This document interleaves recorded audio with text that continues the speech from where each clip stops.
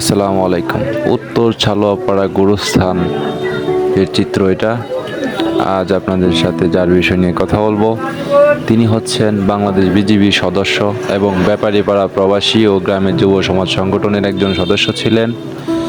তিনি 4 অক্টোবর শেষ নিঃশ্বাস ত্যাগ করেন, সবাইকে কাঁদিয়ে না ফেরার দেশে চলে যান।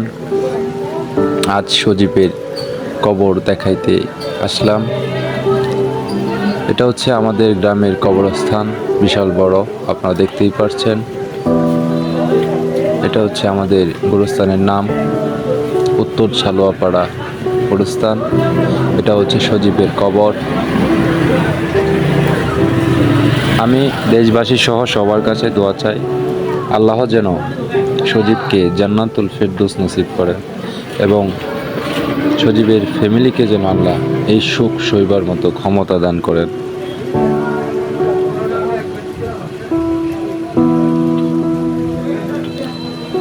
সজীব ছিলেন একজন ভদ্র, নম্র, ভদ্র একটি ছেলে। তার সাথে যারা চলেছে তাদেরই জানে তার বিষয়ে। সজীব হচ্ছেন আমার ফুফাতো ভাইয়ের ছেলে, আমার ভাতিজা।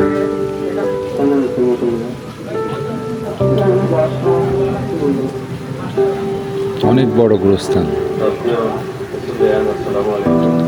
এই গুরুস্থানে অনেকেই শুয়ে আছে, সবার জন্য দোয়া চাই।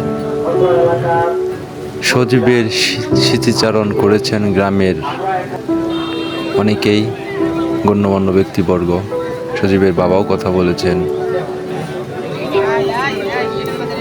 সজীবের জানাজারে অসংখ্য মানুষ হয়েছে, সবাই দেখতে পারতেছেন। সবাই, একটি বাবা যখন সন্তানের মৃত্যুর খবর মানুষের কাছে বলে তখন এটা কতটা কষ্টজনক সবাই জানেন।